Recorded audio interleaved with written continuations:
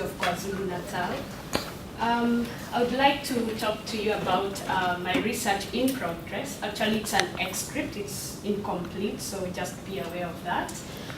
It's on mobile money transfer technologies, the impact of MMTs, I'll refer to them as MMTs, among rural wage working women, case study in Maragua district.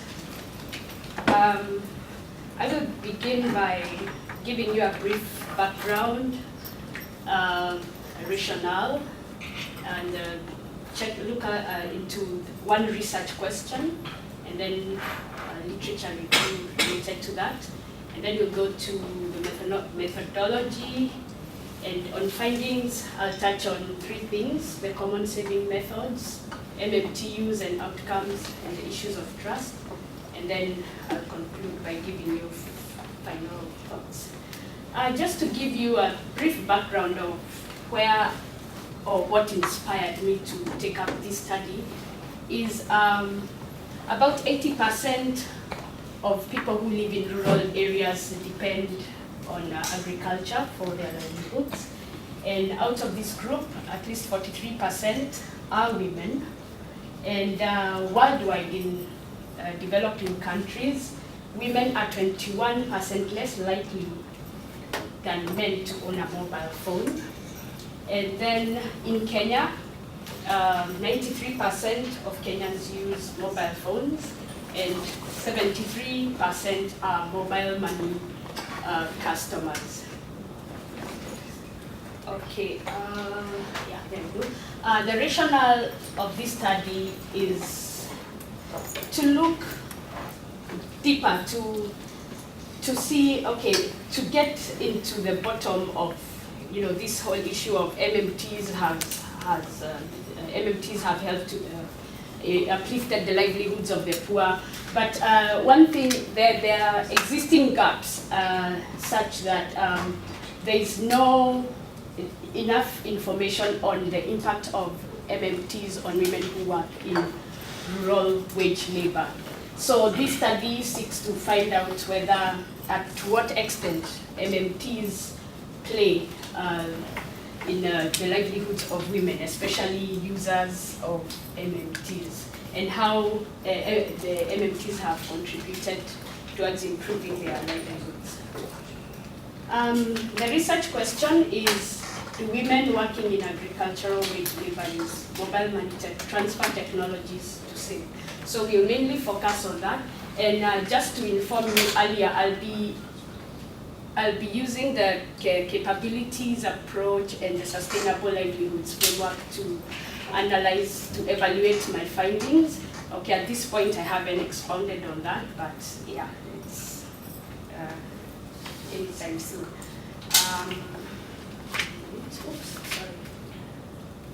Previous literature by okay, her name is quite difficult, but let me just refer to her as Olga and Pickens.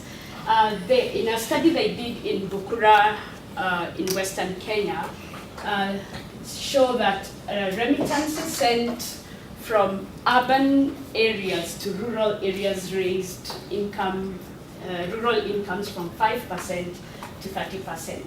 Similarly, Kiiti and Mutinda in Kitui, Kenya, show that the use of M-Pesa reduced transport costs when conducting businesses. On the contrary, using M-Pesa or MMTs, it's one of the MMTs, sorry, the study showed that it weakened the social, what do you call it? Social resource, social networks. I don't want to use that word, but anyway, yeah, it weakened the social capital, especially in regards to women who are members of rotating credit and savings associations, such that they did not attend their meetings because they could send their money using M-Pesa. Coming to methodology, I did the study in the Koigo, Maragua district. I was operating on a low budget, that's why I had to choose a convenient location.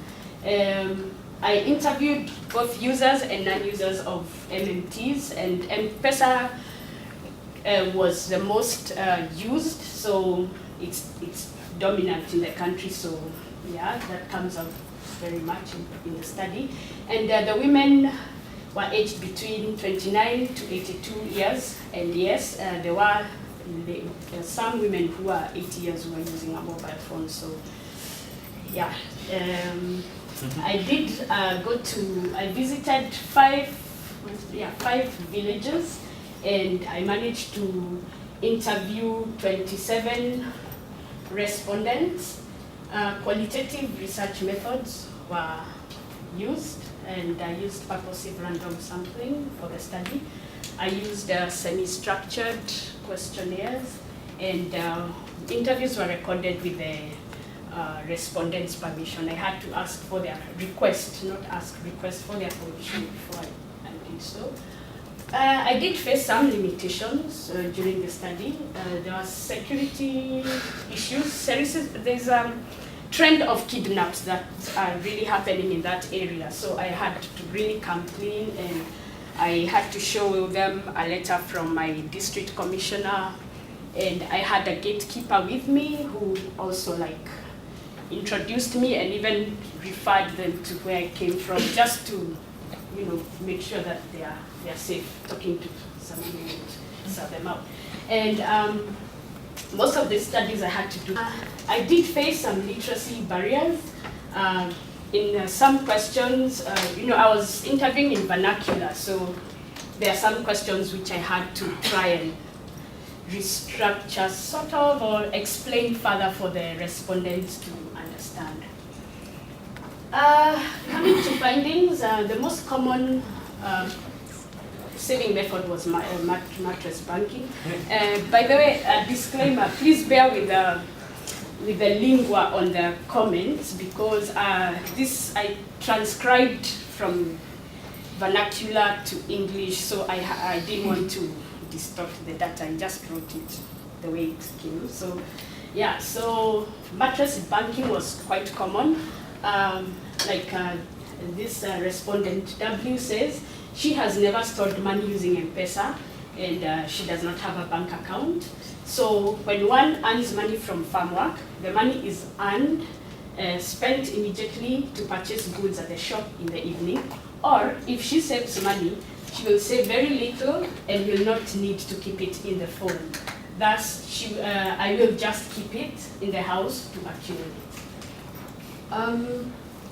The other form of saving methods that was common among users and non-users of MMTs was rosters, saving and credit, rotating saving and credit associations. And this did play a fundamental role in women's livelihood, in the women's livelihoods, because there were different kinds of rosters that were mentioned during the studies. There were funeral rosters, there were food rosters, there were also sort of loan rosters, and others were income generating rosters. Let's say women would have chairs or crockery to hire out and earn incomes when they are in events within the villages, and etc. However, some respondents were not members of rosters, mainly because they were unwell and could not afford to give some contributions, or illness, lack of enough money, illness. And some claimed that they did not trust Rosca, which we'll see later in the presentation. In regard to MMTs, MMTs were mainly used to receive and withdraw remittances sent by next of kin, uncles, aunties, daughters, sons. So that was quite common. Very few respondents out of all the users, MMT users I interviewed, used the facility to save. However, the use of MMTs were allowed for easing transport costs and for their immediacy. Yet one respondent cited that some parents complain that their children no longer visit them because they can talk to them on the phone and send money using M-Pesa. So this is an issue of social capital, I guess.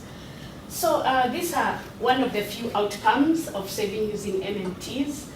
This particular respondent, C, saved for a rainwater harvesting water tank. This is like 1,000 liter water tank, and it took her 6 months to save for it.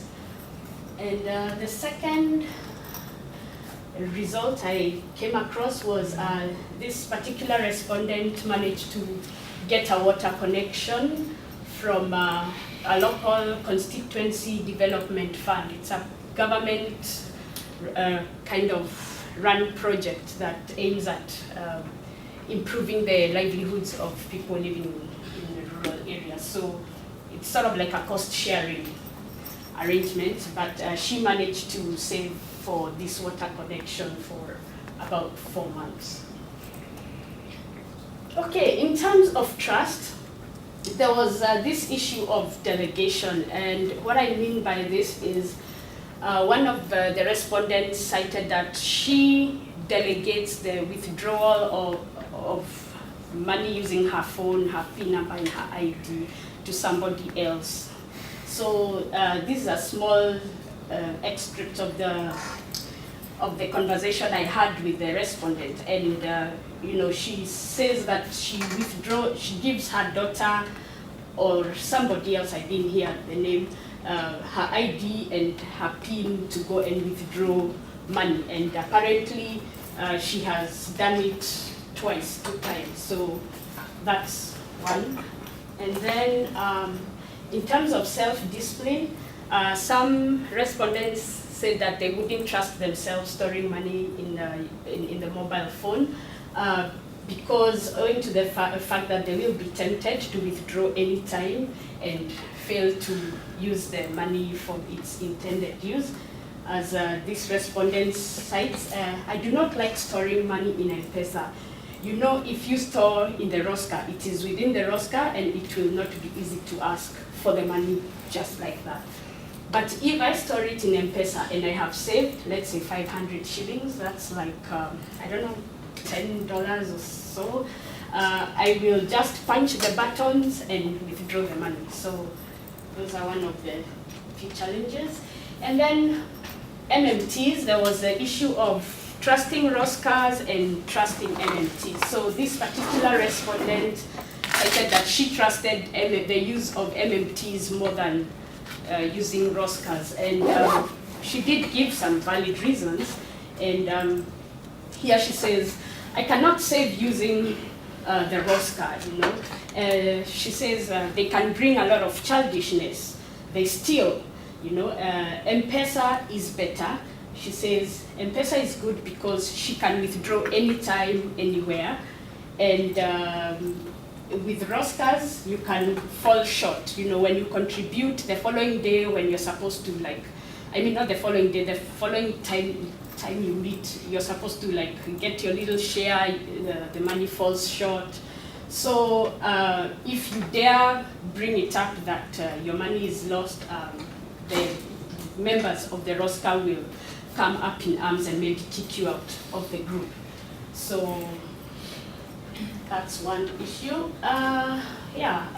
Final thoughts. So one thing I did discover is that low incomes hinder women from using MMTs to save. And as a result, informal saving methods such as Roscas and mattress banking are a preferred method to save.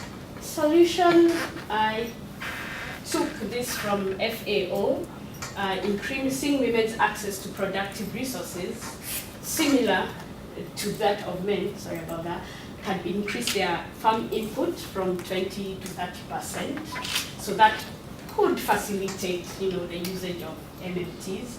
So on policy, policymakers working towards implementing FI initiative, financial inclusion initiative among the poor, should bear in mind the above mentioned issues. trust, that is trust and the low incomes, which are likely to impact on accomplishing the FI process.